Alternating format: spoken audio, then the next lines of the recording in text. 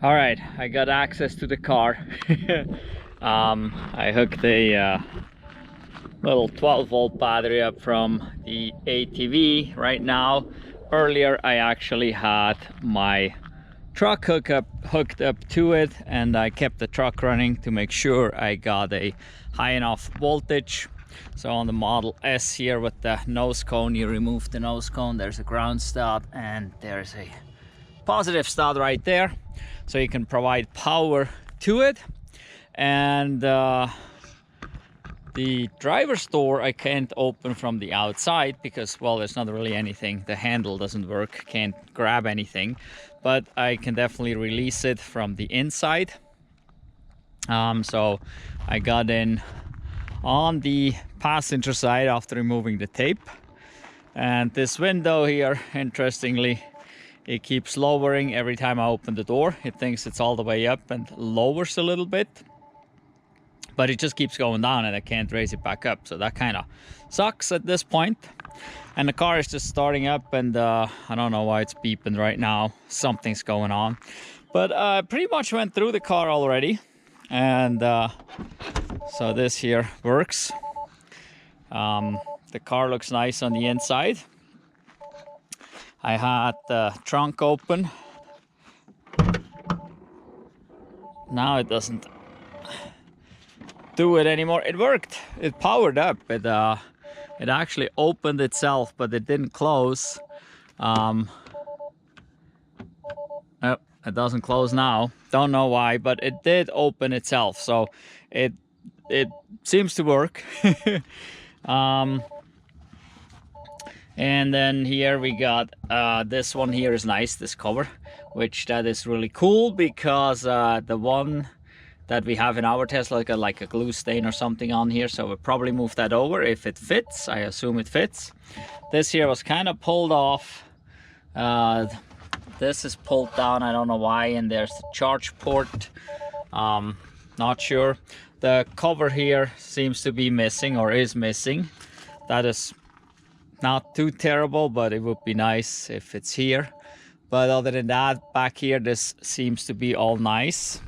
The tail lights look really nice, and I had the charge port open earlier, and it looks like this is the kind that has the LEDs there for charge indication, while ours has it around the port itself where you plug in. So then the door here, the handle works, and I can hear the release, but you can see the door got shoved under the trim there, so it's pushed back. You can see that real easy down here. You can see right there that door got pushed quite a bit back. Probably if I loosen up those bolts there, it may come down and we can open this door too. This is the major damage on this side, so the two doors are gone basically, and unfortunately here this panel got hit too, so not sure. Quarter panels always kind of suck. This could be repaired and the doors could be replaced and the car could actually be okay.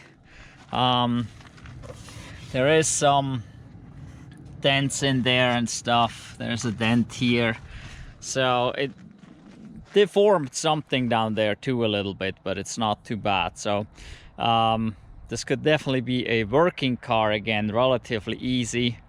But I think for us this will be a parts car that we will disassemble and sell most of the parts, except for a few things that we want to transfer over to our car. Well, the windows here on this side, the driver's door, obviously that is non-working. Yep, but it's not bad looking. The frunk opens, so I was able to open it. I already took these panels off so I can see under there, and I was hoping to get to the battery that is buried down in there, but there's hardly any access. This one here has air suspension, so there's a can right there for air. Makes it a little trickier. Yeah, it's got the sunroof that is working too. there's one of these. This one here is damaged, this little flip thingy. That's where the roof rack would go. The other 3 are good, and we have, I think, one of those missing, so we might see if we can move that over. And then on the inside, well, the airbags on the driver's side, so the side airbags, so the seat got busted here right along the seam there, right along the seam up here. So it's pretty interesting. It torn it a little bit up here, a little bit higher, unfortunately. Otherwise, you could almost replace the bag and sew it back together. So, and then let's see here, the driver's airbag, the driver's seat belt here. I would assume that there is a seatbelt tensioner either there or there in the buckle. I don't know, probably there in the buckle, that possibly got deployed along with the airbags. But we are mainly, well, we have the curtain airbags, which are these up here. They go all the way from the back to the front. They got deployed, and they get deployed for some reason on both sides. If there's no passenger there, it shouldn't really deploy, in my opinion, but I think they still all do today deploy on both sides. But no steering wheel airbag, no knee airbag there, so that is all intact. That is pretty good. It's just unfortunately this seat here is kind of gone now since this is done. That still works. Seat fore and back don't work. Seat up, that works. I can hear it wants to do something, but it doesn't slide fore and back. On the passenger side, that all works. In here we can see it fired up now. I don't know if you can see that, but there's 1, 2, 3 spots right there where it kind of delaminated. There are bubbles under there. Those displays are kind of known to do that. There is a repair kit for this, so this could be repaired. This is not really too bad. The warning is here because it is in tow mode actually, and so the screen fires up. Everything seems to be working here, so that part is pretty good. I went through all these functions. We can turn that one off. We don't need the climate control right now. Climate control seems to be working. The AC compressor will not work, I'm pretty sure, because there won't be any high voltage power. I'm pretty positive that the what's called a pyro fuse is blown, and the pyro fuse does not blow through because of overcurrent. Actually might, I'm not sure. If you know if a pyro fuse also blows with overcurrent, let me know down below in the comments. I don't know, to be honest. It's called a pyro fuse because it will blow the fuse by a external trigger, and an external trigger would be like this here. So if the airbags are about to pop, it will blow that fuse, so just to disconnect the high voltage battery from the system, and so that a disaster can be prevented basically. But anyway, so I'm pretty sure that is the issue. We got, if you can see this here, 8% it's showing now. Earlier it showed 7. It warmed up a little bit, and so now we're at 8%. So I guess the battery is still okay. Car used to be the flying tortoise. The flying tortoise. It was flying into something, that's for sure. The guy liked orange, or the owner, previous owner liked orange, got an orange T on the back as well as orange brake calipers, but whatever. Steering adjust still all works here, so that is good. Even the sunroof up here actually works. So the screen is super slow in this one. Ours is faster, but then this could be because it's been powered down for so long and it's got so many issues. But we can open this here. I had this earlier, and oh, now it sticks again. It stuck earlier and it did it again. Interesting. Let's do another open. And it doesn't go open. I was gonna show you guys this because I was excited it actually worked. It was sticking earlier, and then it's okay. Maybe. Oh, I can't do it. I think oh, I just seen the screen go off. I think it's the battery. We're low. This little ATV battery is not really designed to power this thing up here. So when I had the truck on it and the truck running and we got 14 volts to the car, I think that was the key to make all this work, because all this stuff that we're looking at here works off the 12-volt battery, just like in the regular car. This is no different in an electric car. The high voltage battery feeds the traction motor, so your motor that drives you. It feeds the cabin heater, or the AC and the AC compressor, let's put it this way. I think those are all the high voltage items. Everything else is basic 12-volt car stuff. So, and it runs all off that little tiny battery right now, and the battery wasn't doing so well to begin with, barely made 12 volts. So anyway, now see, now the screen came back on. So it was a voltage drop, and but yeah, we got that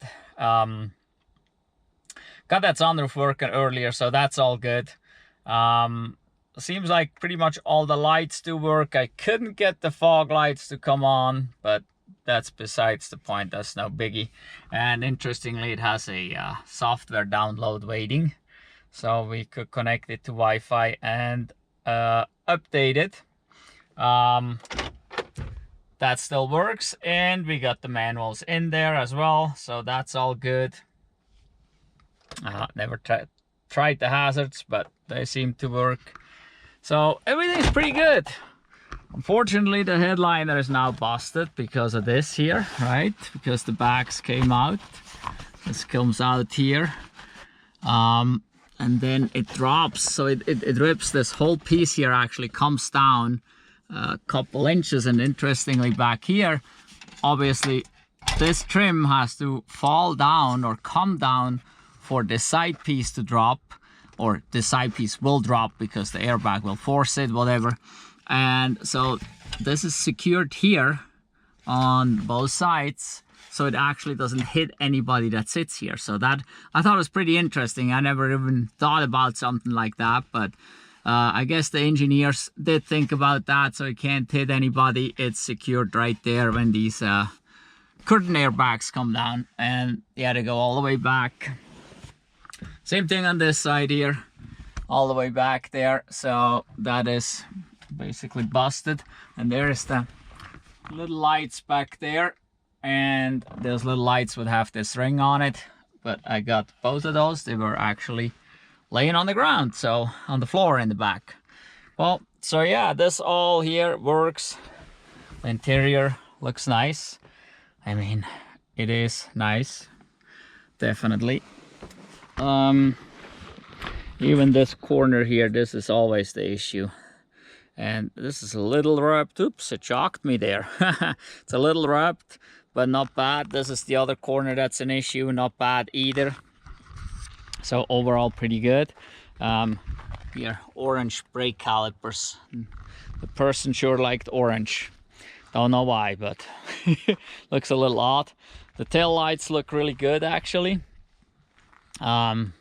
Really nice. Maybe something we swap over, so we can take whatever we want from this car right here and put it in our other one. This car is in the 22,000 the VIN, while ours is like 7,000, so it has a lot of stuff that's already changed. What ours doesn't have, and I didn't see it here, is I gotta look a little closer again, but something to pull the lock open. I don't remember. It's been a while since I looked at the manual, But so ours doesn't have anything to open the charge port lock. So then not the door. Let's see if we can open the door here real quick. Right there somewhere. Did it go? Yep, there it went. So you can see this little lock here on the bottom. Okay, so when you're plugged in and there's no power, this is 12-volt powered as well. If there's no power, you can't unlock the charge port, so you couldn't even tow the car away. And so there's a manual release on all the newer ones. Ours doesn't have a manual release for sure. Well, this is ours too now, but so I don't know. This one has a different charge port, so it may have the manual release. I gotta look at it again. And yeah, this one doesn't have the ring around here that lights up. It uses the 3 LEDs right there. I don't know if this is already the door that would close. I don't think so, because it stays open. Because the later models then have the automatic closing. I think this is still regular. It feels like it. It also, it never closed. And let's see here. It does open, but so it should close itself after a while. But so at this point anyway, this little lock there does not unlock. I tried to unlock, it doesn't. So it does not let me plug in the car. It probably don't charge because I'm pretty sure that pyro fuse is blown, right? So the pyro fuse, I gotta find it. There's talk about 2 of them. One of them, I believe it is on the battery on top, on the main traction battery. So we have to pull that down anyway when we start our disassembly here. Yeah, really nice car. Let's look in the back here a little closer. Gotta get under the airbags here. Yeah, there's the second one of those little thingies that it doesn't fall down. The roof seems to be okay. The seats seem okay. Also, this car has the, what is that called? Winter Sub-Zero weather package, I think it's called. And so that means it has not just the 2 front seats, but also the 3 rear here are heated, as well as the windshield wipers are heated, or I guess where they're parked on the glass. The glass has some heating strips, just like it has for the rear window, basically on every car. So I believe they have the heated area where the glass is parked, if I'm not mistaken. I might be mistaken. Maybe there's something different. If you know, leave a comment. Let me know what exactly is heated. I believe also the washer nozzles are heated in this case. Which hasn't really been an issue with our car. Our car does not have that. But yeah. And then I thought it even has a heated steering wheel along with this package. I haven't seen anything on the screen. Let's go look here. Can't get out, it's uphill. We're leaning a little bit. Let's go look here again. So now we're on the chargey thing here. Let's go here. I think it was on the, there we go. So here we got the seat heaters here. Oh, yeah, let's turn it off.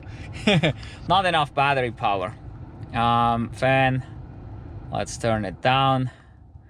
Okay, we're only on that little battery, so we can't power up everything. And so this here, I believe, is the windshield heat. I'm not sure. Oh, that screen turned off. We just don't have enough power from that little battery. I'm not sure how or when the steering wheel heat would turn on, but I believe this is heated along with the wiper areas, with the washer nozzles, and the rear seats. That's the Sub-Zero winter package. We can bring this up here. Oh, software. And we found out the car has 128,000 miles. Somebody actually, there was a picture of this screen here. For some reason the screen is dark now in night mode, whatever. But yeah, it showed 15,000, and they said, yeah, that it's beyond mechanical limits. But it certainly is not. The person that took the pictures at Copart didn't know what they were doing. It's got 128,000 miles. Here it can started to download the software update at some point a long time ago.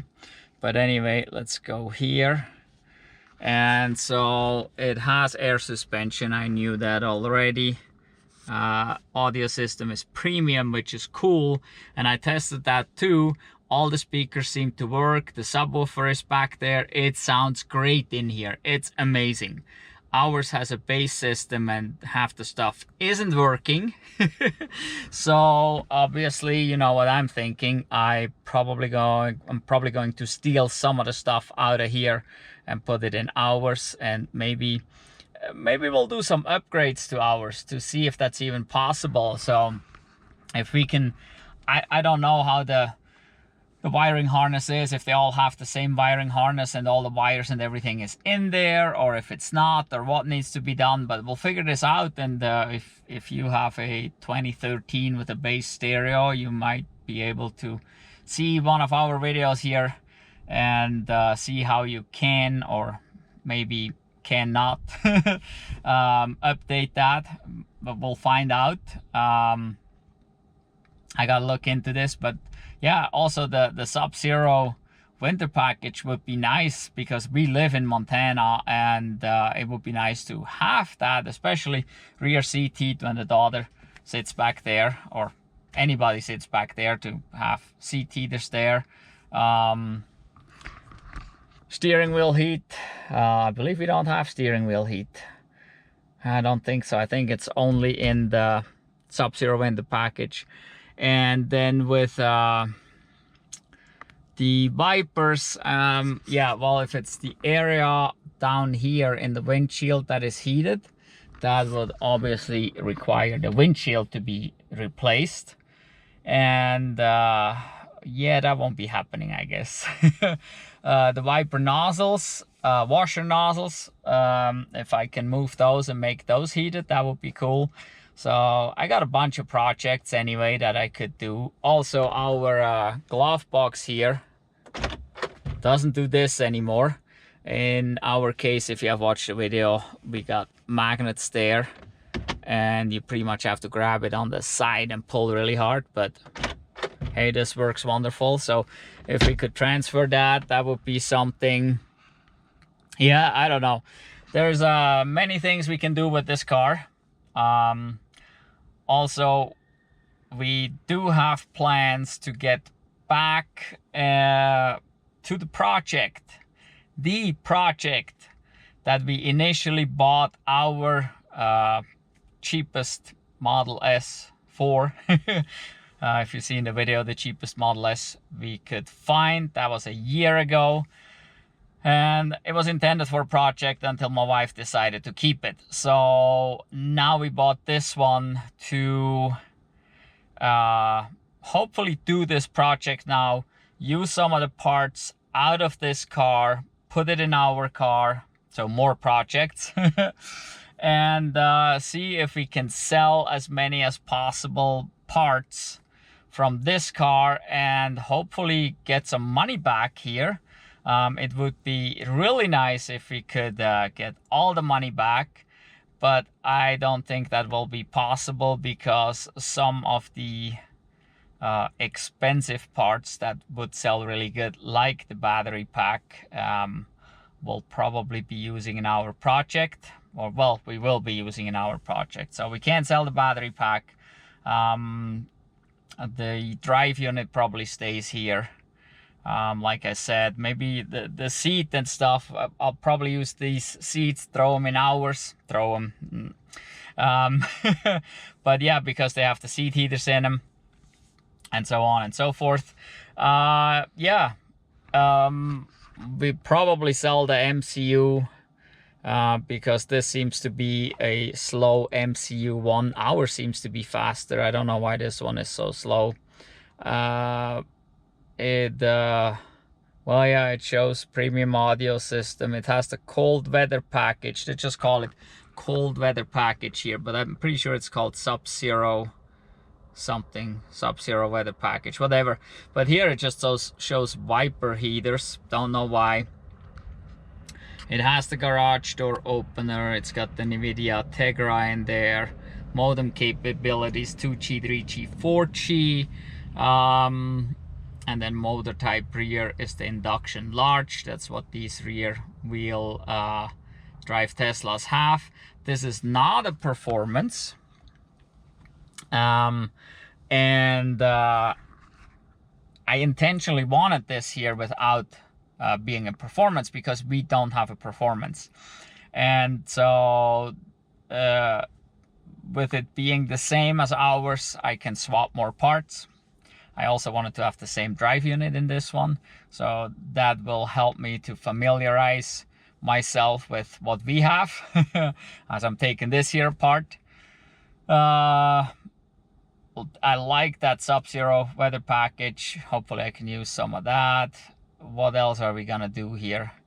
I just thought of something and it slipped my mind. Holy moly.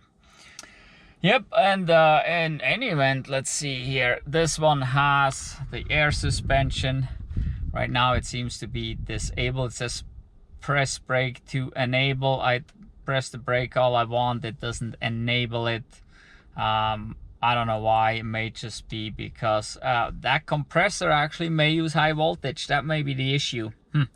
So it may not work. I'm not sure if that air compressor is high voltage or 12 volt low voltage.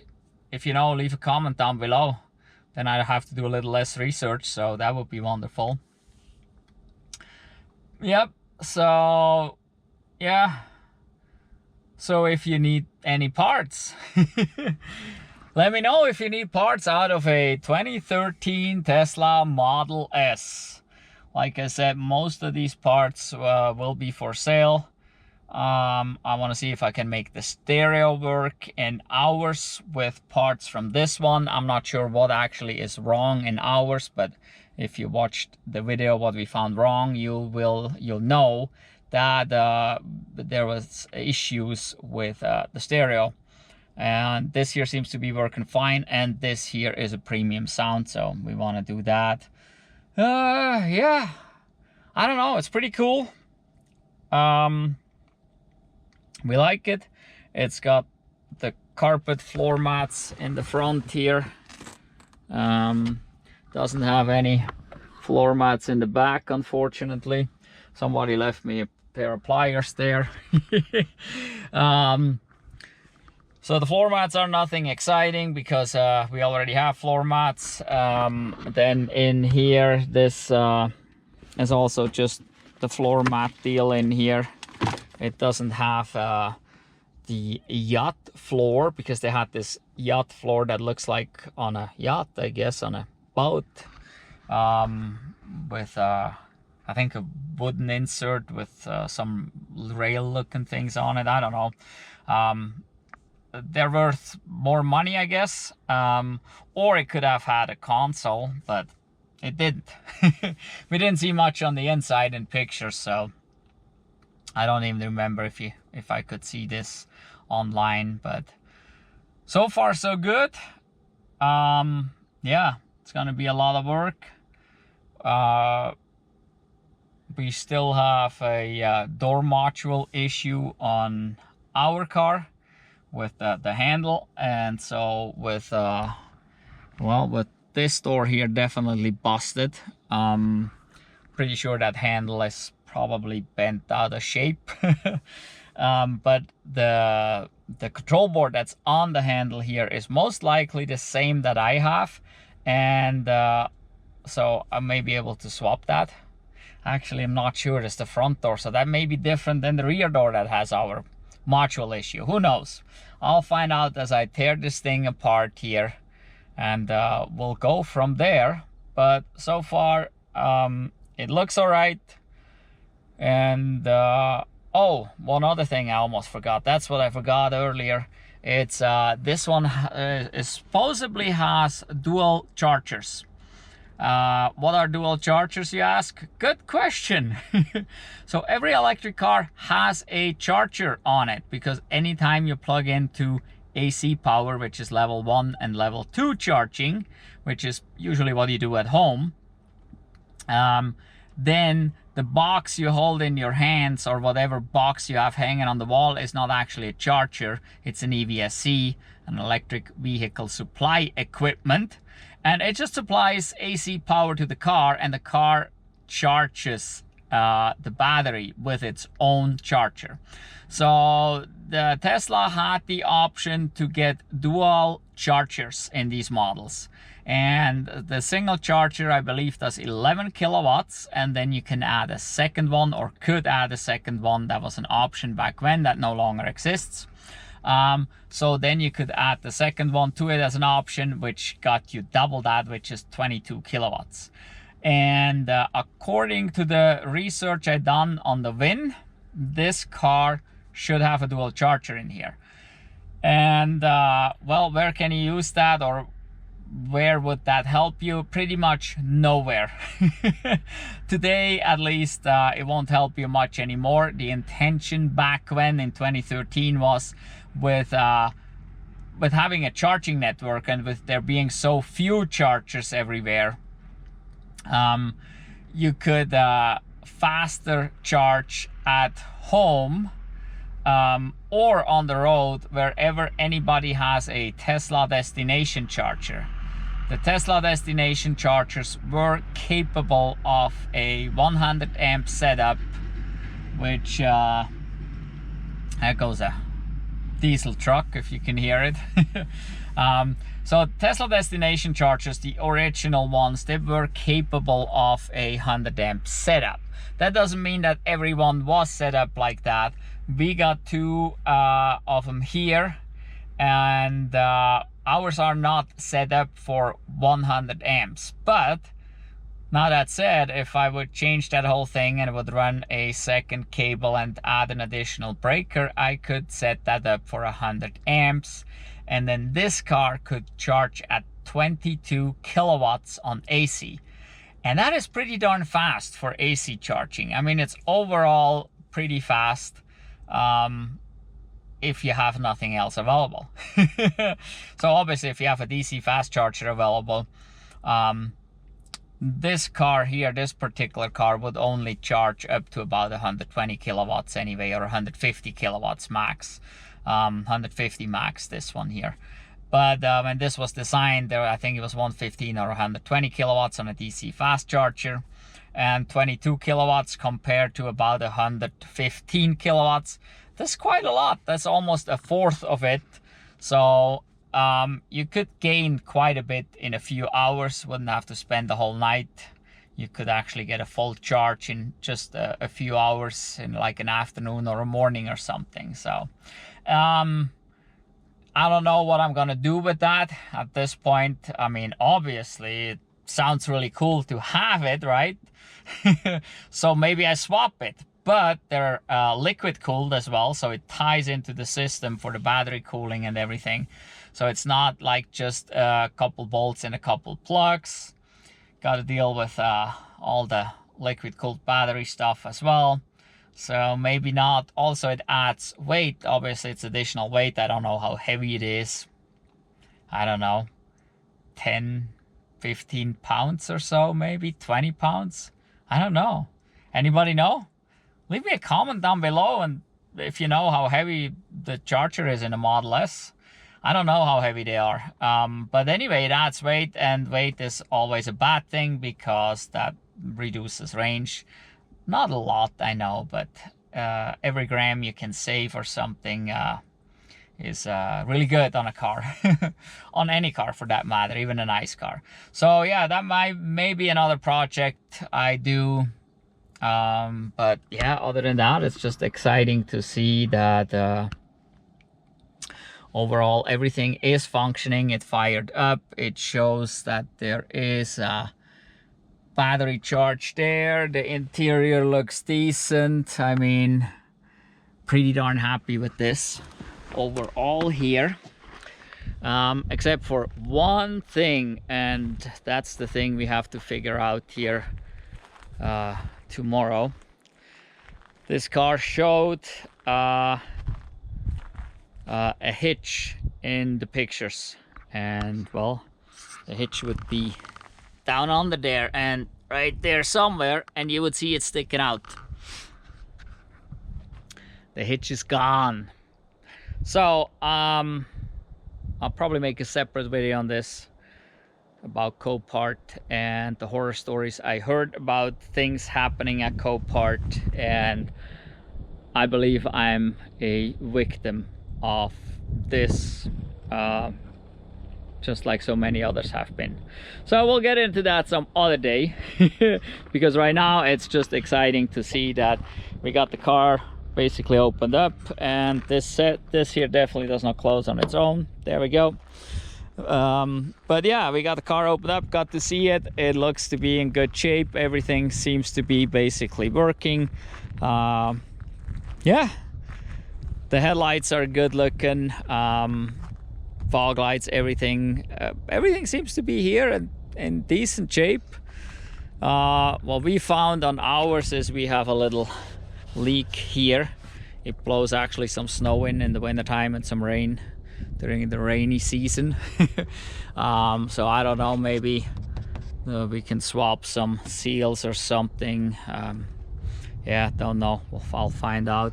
Would have been cool if this little net that they have here from the factory or used to have would still be there, just because we don't have it.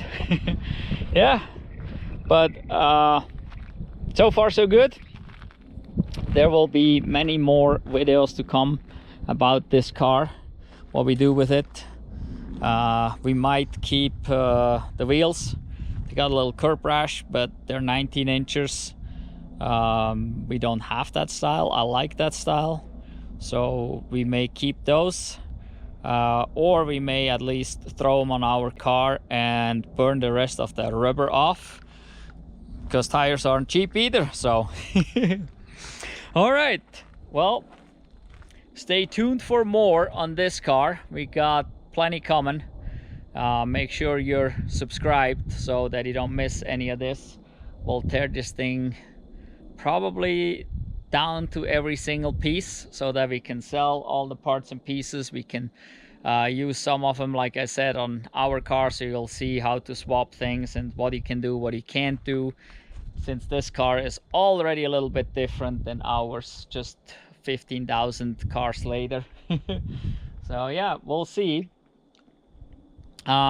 Make sure you check out our Redbubble store. There's a link down below in the description.